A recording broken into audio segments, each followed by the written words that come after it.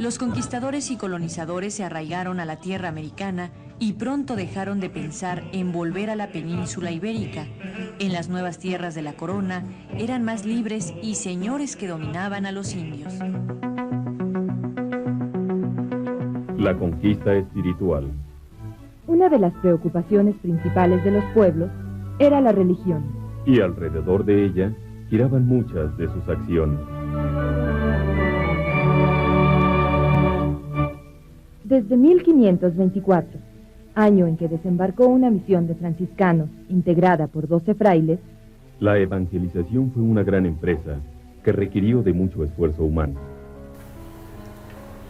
La evangelización en la conquista, en el encuentro de dos mundos, de parte de Europa y lo que ahora conocemos como América, se dio desde un principio cuando Cristóbal Colón llegó al Caribe, pero específicamente en nuestro país, en México, Cortés para 1521 hace un encuentro con nuestra cultura mexicana.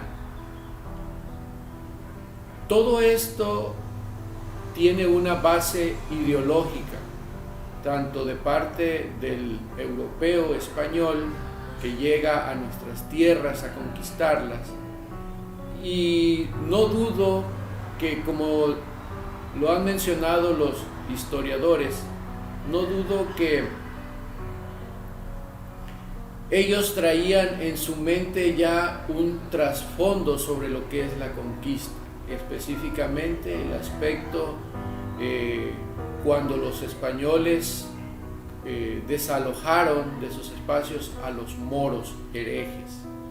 En 1538, los obispos de México, Guatemala y Oaxaca enviaron al rey una carta colectiva en la cual le pedían permiso para destruir los templos, para quemar y romper los ídolos. Gran parte del arte antiguo se perdió en ese tiempo. Y con los mismos materiales y constructores se iniciaron nuevas ciudades, una empresa para la cual utilizaron muchos medios, desde la destrucción hasta una serie de medios para llamar la atención de los indígenas y mostrarles la religión católica. Entonces ellos traen ese trasfondo histórico, cultural, religioso, y al llegar a estas tierras encuentran que ellos vienen también a quitar los ídolos que nuestros antepasados, a través de sus costumbres, de su religión, ellos tenían. Entonces ellos, los europeos, los españoles, quitaron, pensaron que venían a una guerra santa. Ideológicamente podemos entender por qué hubo también, de una manera muy cruel, matanzas. Aunque ellos se asustaban de los sacrificios humanos que nuestros pueblos indígenas tenían, ellos también cometieron muchas atrocidades. La primera ideología que voy a mencionar es la idea que un pueblo se puede conquistar y se puede dominar a través del dominio de la religión, pero política y militarmente se aprovechó en la práctica esta idea, y vemos cómo poco a poco se fue de una manera obligatoria, vamos a comentarlo así, infiltrando la religión, pero con la política. Una segunda ideología nos dice que se puede dominar a un pueblo cuando ese pueblo que se desea dominar no tiene la razón suficiente para poder autogobernarse, para poder dirigir su destino como pueblo, como nación. Las órdenes religiosas que acompañaron a los grupos políticos militares para la conquista de nuestro territorio fueron los franciscanos, los dominicos y los agustinos. Aproximadamente para el año 1524 fueron introduciéndose esas órdenes religiosas y cada una fue dominando, abarcando, evangelizando sus territorios. Aun cuando Colón había expresado a los reyes su deseo de llevar la religión cristiana a las tierras que encontrara en sus viajes, el descubrimiento de América no tuvo ese solo fin. El propósito original de los primeros viajes era, ante todo, de carácter comercial. Sin embargo, pronto surgieron nuevos intereses, como el del dominio y la colonización de dichas tierras. Para la historia de América, el siglo XVI es el siglo de la conquista. Con ese nombre se habla tanto del hecho militar mismo como del largo periodo de acomodo que, no sin violencia, produjo una nueva situación en el continente: la colonia.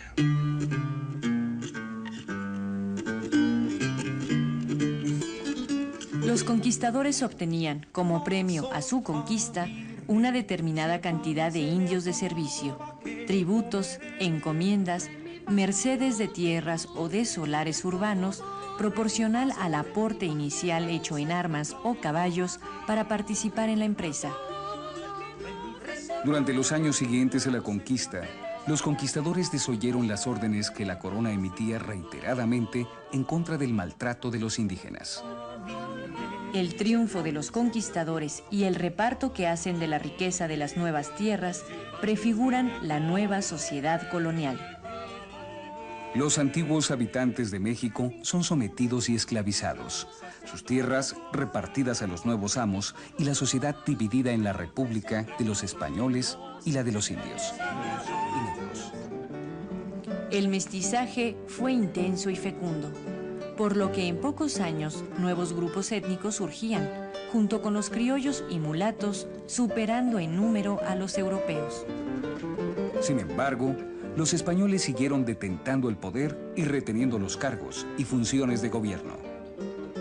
Con los años, el sentimiento de inferioridad entre los criollos y mestizos se fue haciendo más intenso, hasta que después de 300 años, estos hijos del Nuevo Mundo decidieron cortar por lo sano e iniciaron, en compañía de los indígenas de América, los movimientos de independencia, de donde surgirían las actuales naciones de América Latina.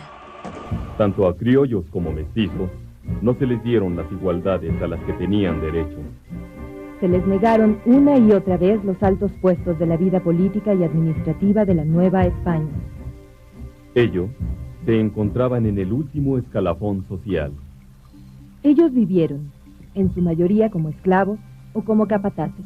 Se prefería a los indígenas debido a que eran mucho más abundantes y salían más baratos. La vida de los indígenas iba cambiando a medida que las condiciones de la colonia cambiaban. Se les consideraba ante la ley como una especie de menores de edad que necesitaban un tutor o una protección legal. Las instituciones creadas para regular la libertad social y la actividad laboral de los indígenas fueron la encomienda y el repartimiento. La encomienda funcionó hasta 1542, fecha en que se comenzó a utilizar el repartimiento. En la encomienda se le da como propiedad al encomendero el trabajo de un cierto número de familias. Esto lo obligaba, por ley, a darles educación religiosa. Y tenía a cambio el derecho de que ellos le sirvieran y le dieran tributo. Cuando la encomienda fue abolida, la sustituyó el repartimiento. El repartimiento era un sistema de trabajo en el cual se consideraba a los indígenas como trabajadores libres y asalariados. Aunque no todos los indígenas fueron repartidos o encomendados, fueron agrupados en poblaciones aisladas de los españoles. Se mantuvieron con cierta independencia, con sus propios gobernantes. Cultivaban la tierra de todos y para todos, esto es, una propiedad comunal. Estas fueron las condiciones que sirvieron como fundamento a la época de la colonia.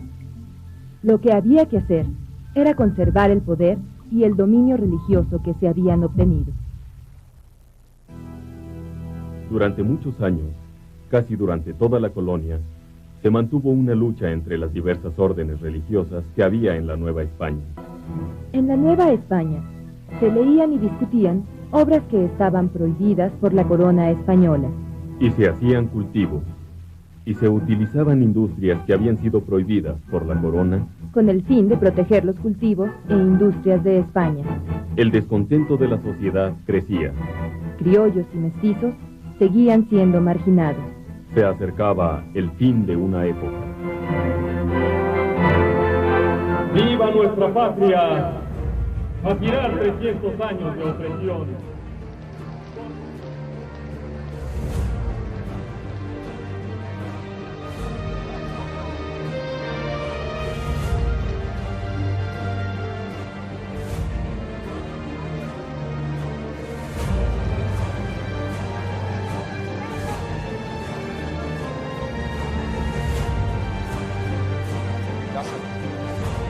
Llama a misa.